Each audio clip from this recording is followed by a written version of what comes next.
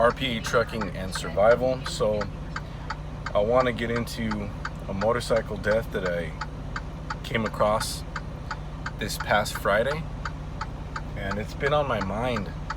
I didn't see any carnage or anything like that, but it was just off the 60 freeway. I was on my way to work. It was like, I don't know, 5:45, 6 a.m., something like that. And he was just laying there. Emergency services were already there, and they had him covered up, but I could see his hand. I've been to enough funerals to see when somebody's cold, but I mean, of course, that's another indicator when there's just a cover over a body. But I was, excuse my language, is pretty fucked up. That's the first time that I have seen somebody dead on the road. Ever since I started this job last year, I've seen some bad accidents. Tractor trailers, vehicles, ones that some people didn't survive, but never seen a body on the road like that. That was pretty fucked up. And yeah, I don't know if I already said, but he was a motorcyclist.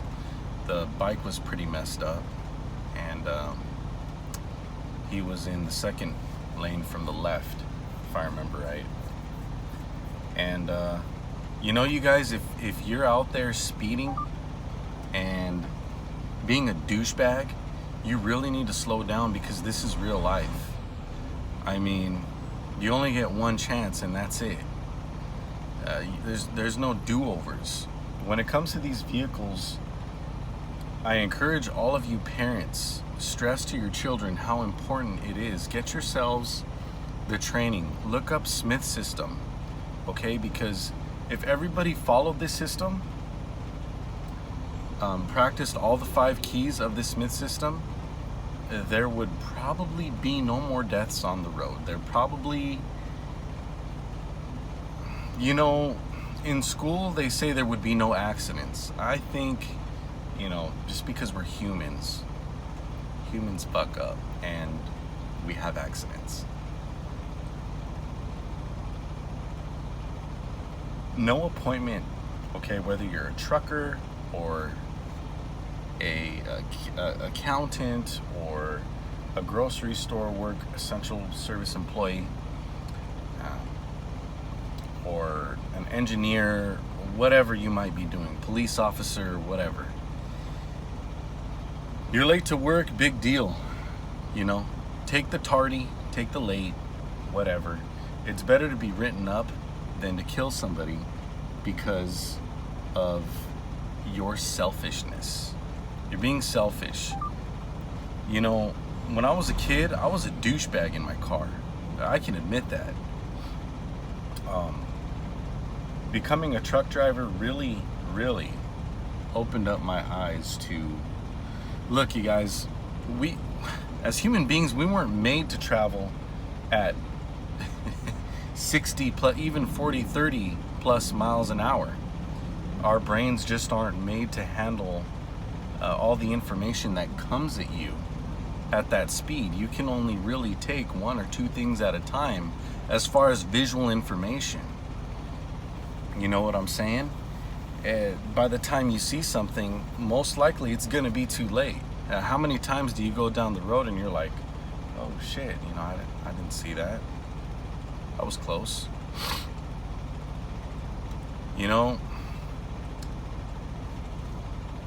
Just be more cautious on the road. Stop speeding.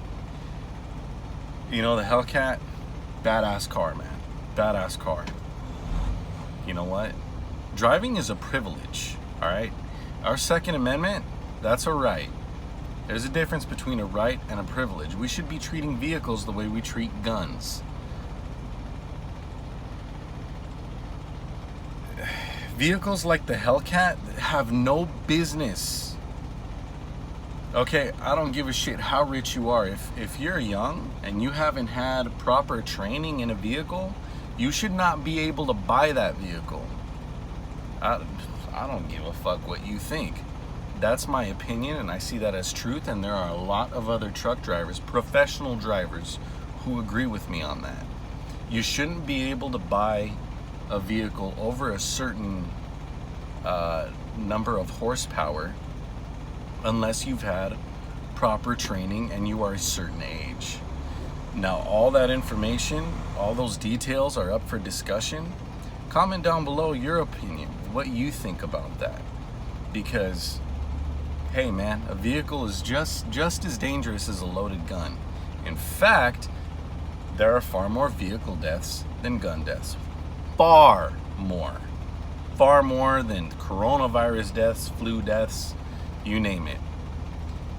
That road is the biggest hazard known to man. That road. Every day that we travel on. And your life, another person's life, fuck that, a kid's life. Children in these cars. When I used to fight fires, I would talk to firemen every day.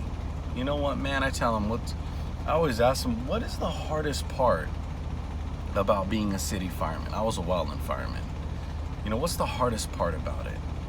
And they always say the same thing, man, the kids, of course the kids. And there's negligent assholes out there that keep speeding and putting their little lives at risk. Stop doing that shit. It ain't right, man. Just think about the kids. If not another adult, if not your own life, have regard for a child's.